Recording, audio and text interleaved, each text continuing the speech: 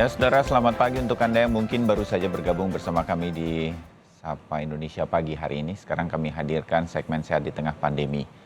Dan segmen ini seperti biasa kami hadirkan mudah-mudahan bisa membantu bagi Anda yang ingin berkonsultasi dengan dokter, tapi Anda masih ragu untuk bisa datang ke rumah sakit ataupun klinik karena masih pandemi. Apalagi sekarang kasus positif COVID juga ada kenaikan.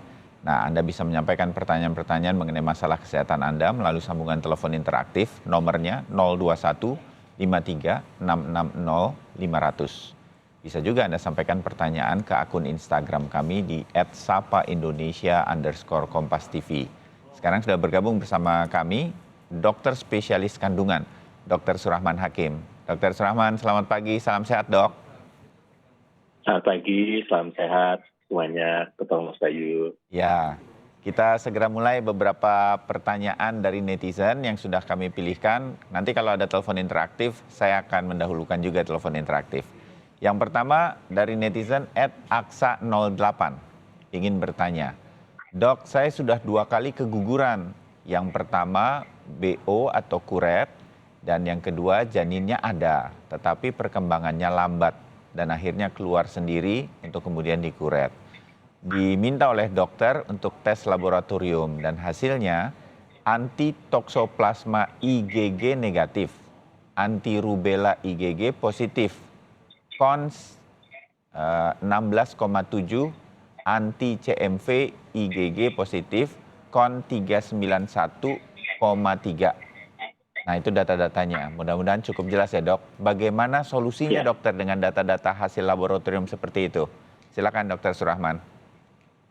baik, terima kasih Ibu Aksa ya. Aksa, Jadi ya. pertama mengenai kegagalan kehamilan yang pertama dan kedua, itu kita belum tahu ya usia kehamilannya.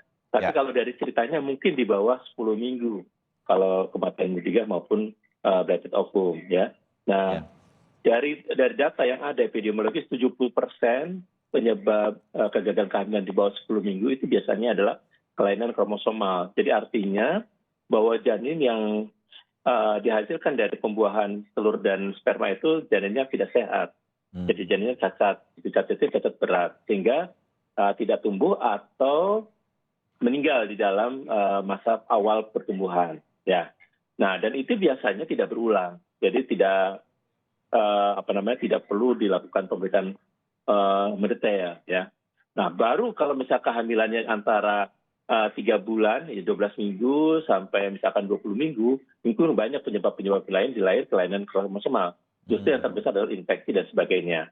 Nah, pemeriksaan toksoplasma itu untuk menyingkirkan TORCH ini ya, untuk menyingkirkan kemungkinan infeksi.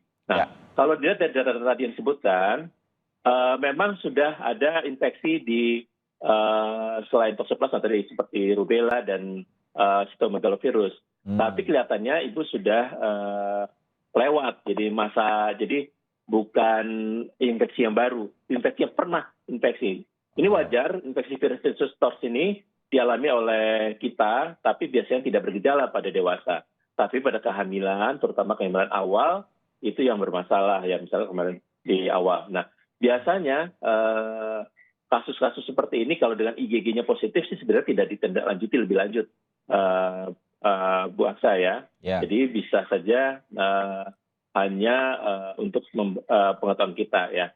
Nah, sekali lagi tadi mungkin harus dicek kembali hal-hal yang lain. Tadi itu misal kromosom atau justru penyakit metabolik, misalkan apakah ada kencing manis, apakah ada kelainan tiroid, apakah ada kelainan darah, itu juga harus dilakukan pengecekan. Jadi angka kejadian TORCH pada kehamilan di bawah di bawah 10 minggu, penyebab keguguran yang tadi seperti disampaikan itu misalnya lebih jarang. Dan lebih seringnya adalah karena kelainan kromosomal atau kelainan metabolik ya, seperti kencing manis atau tiroid pada ibu. Nah, itu yang mungkin harus dicek lebih lanjut. Jadi nanti konsultasikan kepada dokter kandungannya. Ya, dicek lebih lanjut, konsultasi sampai ketahuan persis nanti apa dan bagaimananya sehingga bisa diatasi. Mudah-mudahan ya Ibu Aksa semangat terus begitu ya Dr. Surahman, buat semua ibu deh yang masih terus berusaha untuk hamil. Nah, pertanyaan kedua dari netizen @shiro. Dok, saya mau bertanya, apa dengan hasil lab untuk HB 12,1 dan MCV 73,7 pada ibu hamil TM1 bisa dikatakan sebagai anemia? Bagaimana caranya untuk menaikkan nilai MCV tersebut? Nah, silakan Dr. Surahmani. Ini pencerahan-pencerahan nih, data-data laboratorium gini biasanya kita kan Ya, kecuali yang mengerti betul. Silakan, Dok. ya. Baik, terima kasih. Pada dasarnya cut off dikatakan anemia pada kehamilan itu kalau HB-nya di bawah 11. Ya, Hmm, jadi kalau HB 12 sebenarnya tidak termasuk kategori anemia. ya. Cuma ingat, ini masih trimester pertama. Pada trimester kedua, terutama pada 6 bulan, akan terjadi hemodilusi.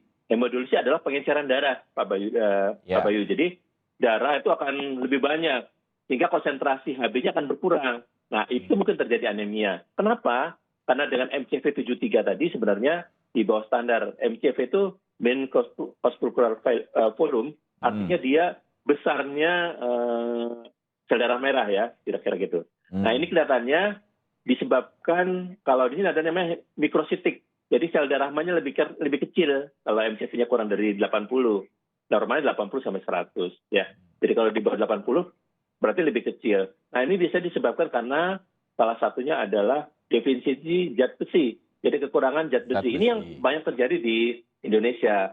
Jadi apa yang bisa dilakukan kalau MCV-nya kurang dari 80 walaupun HB-nya masih 12, yang perlu prepare dengan tentu dengan pertama dengan asupan gizi yang cukup dengan zat besi. Apa sih? Biasanya daging merah. Daging merah seperti daging sapi, ya, dari kambing juga apa-apa sebenarnya. Ya. Ya, kemudian dari ikan segar, ya, kemudian bisa dari kacang-kacangan, sayuran hijau, ya, itu yang mungkin sumber dari zat besi tersebut. Supaya MCV-nya naik sehingga konsentrasi konsentrasi eritrositnya akan meningkat. Jadi hemoglobinnya tidak turun pada saat hemodilusi di usia kehamilan di antara 6 bulan. Begitu kira-kira. Nah, Oke. dan bisa juga diberikan suplementasi zat besi pada kehamilan yang rutin bisa diberikan oleh tenaga kesehatan pada waktu pemeriksaan hamil rutin. Oke, Ya, jadi harusnya tidak sesuatu yang terlalu serius, hanya perlu asupan-asupan untuk zat besinya. Mudah-mudahan semuanya baik. Begitu. Dr. Suraman, pertanyaan ketiga dari netizen ini. @Goldin, begitu namanya. Pagi dok, saya sekarang hamil 7 bulan. Saya mengalami muntah darah dan setelahnya ada sesak nafas. Apakah hal ini normal dok dan cara mengatasinya bagaimana? Silakan Dr. Surahman. Selamat pagi Bu Goldin ya. Jadi Ya. ini hati-hati nih. Muntah darah pada kehamilan tidak normal. Kapanpun kehamilan dan muntah darah itu tidak normal. Tapi bisa dijelaskan kalau misalnya pada kehamilan awal, di mana kita sering muntah, ya itu kadangkala ada iritasi di sekitar saluran cerna bagian atas yang namanya osofagus. Itu biasa ada lecet-lecet, mungkin kadangkala keluar muntah darah. Tapi kalau 7 bulan, biasanya tidak terjadi. Nah, ini makanya kondisi seperti ini merupakan kondisi yang harus diteliti lebih lanjut. Silakan Ibu Goldin untuk melakukan konsultasi dengan dokter kandungan. Nanti dokter kandungan akan memeriksa, kemudian dia biasanya akan berkolaborasi dengan spesialis penyakit dalam atau apapun yang kira-kira sesuai dengan diagnosis awal oleh dokter kandungan tersebut. Karena memang muntah darah sesuatu yang tidak normal. Apalagi tadi sehabis muntah sesak, mungkin ada keluhan-keluhan yang lain yang harus kita lebih lanjut. Demikian, saya belum bisa melihat yang lebih jelas. Terima kasih Dr. Surahman. Ibu Goldin, cepat periksa ya. Mudah-mudahan semuanya kemudian bisa tertangani. Netizen yang keempat yang ingin bertanya adalah @evi_no95. Ibu Evi lah kita panggilnya. Halo dok, saya usia 34 tahun, sudah pernah melahirkan di tahun 2015. Akhir tahun 2021 kemarin, AMH saya 0,15 Ng/ml. Kemudian Maret awal 2022, saya dikuret untuk mengangkat polip rahim. Sekarang siklus haid saya sudah normal. Apakah dengan kondisi ini kemudian saya masih bisa hamil dok? Terima kasih. Silakan Dokter Surahman. Terima kasih Ibu Evi ya. Pertanyaannya ini agak sulit juga pertanyaannya Pak Dr. Bayu. Ya. Pak Bayu ya. Jadi AMH itu anti mulian hormon, satu petanda yang bisa menggambarkan cadangan ovarium, cadangan telur di ovarium. Jadi normalnya antara 1,5 sampai 4 lah ya normalnya. Ya. Jadi kalau 1,5 sampai 4 itu normal. Sedangkan kalau di bawah 1,5 seperti yang dimiliki oleh Ibu Evi ini kelihatannya sangat rendah. Jadi kemungkinan ovarian reserve-nya atau jaringan ovariumnya berkurang nih. Nah, kalau ibu apakah bisa hamil tidak hamil, tentu harus dilihat lebih lanjut, bukan hanya AMH. Pertama kita akan melihat apakah di indung telurnya apakah ada sel-sel telur awitan yang bisa dikembangkan, ya. Nah, itu nanti akan dilihat lebih satu-satu. Nah, kalau seperti ini, kalau ibu ini kan infertilitas sekunder berarti ya, karena sudah pernah punya anak di 2015, tapi sekarang punya anak lagi. Nah, saran saya kalau dalam data seperti ini, ibu sebaiknya langsung periksa ke dokter kandungan untuk diteliti lebih lanjut.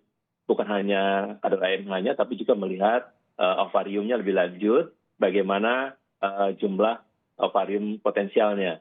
Ya, nanti di situ akan bisa melihat apakah bisa program kehamilan alamiah atau berbantu. Berbantu itu artinya dibantu, diseleksi, dimatangkan, diseleksi, kemudian diambil, bisa dengan dua cara nanti. Apakah dengan inseminasi, artinya kita suntikan sperma yang sudah diolah pada saat masa subur ibu, atau dengan bayi tabung, diambil telurnya, kemudian kita ambil sperma suami, ditemukan di luar, kemudian dimasukkan setelah terjadi pembuahan.